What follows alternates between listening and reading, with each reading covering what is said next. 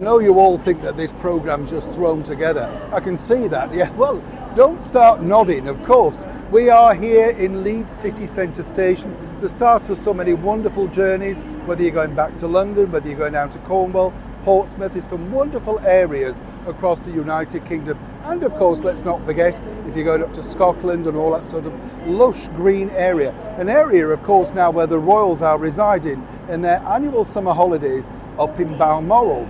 And it's an interesting thing when you look at the sort of royal family, because normally when you put a call into people, if you are a member of the senior British monarchy, you have no problem getting through to speak to the relevant people that truly matter to you.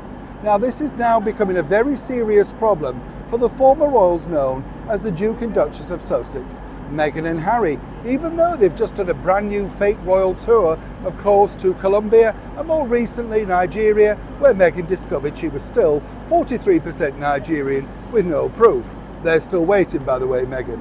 But exactly what's happening now and what's really making Meghan spit feathers with the fact that Harry, who she only really wanted to know when she first met him was he nice? Well, seemingly now his clout has run out. Is it about to expire fully? Let me explain.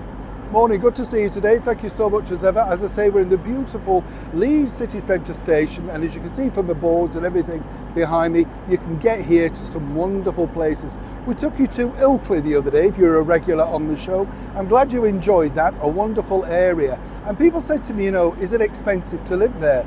I was kind of shocked between you and I, because some of the prices were sort of on par with London, in the sense of the size of the building, the flat, that sort of stuff. But of course, you still need a lot of money if you're trying to get anywhere to live in any part of the world right now. Am I right? Do let me know if your prices are eye-watering. Eye-watering, apparently, is this, literally tears for Meghan Markle. You see, recently, as I told you, the bottom line was she was hoping to get an invite to the Democratic Convention.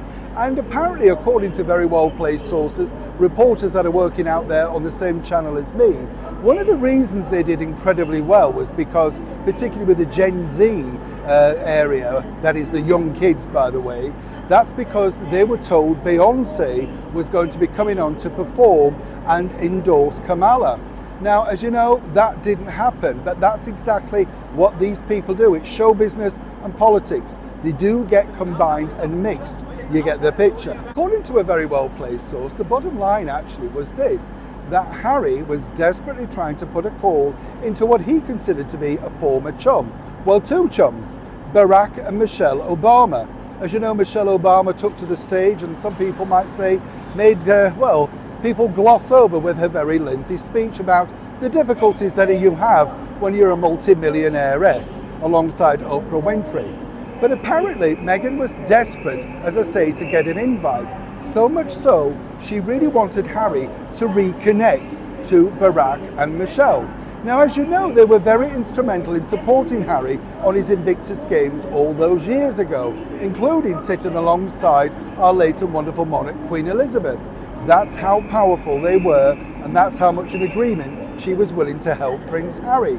Now, what we can tell you is that these calls went totally unanswered.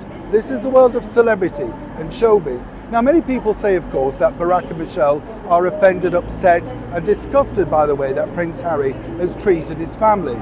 They got on very well with the Duke of Edinburgh and the late monarch, and that's part of the reason why, right now, they're not willing to take any calls from him. Harry, though, had to go back and explain to a rather, shall we say, shattered Meghan Markle that sadly it wasn't able to reconnect, or indeed get anything together. All Meghan really wants right now is some kind of endorsement from the former First Lady. And she felt Beyonce may be a way in, and that really didn't happen. And now Harry, the person who really knew them very well and had them on speed dial, even he's now lost that connection. Neil Sean in the very heart of Leeds.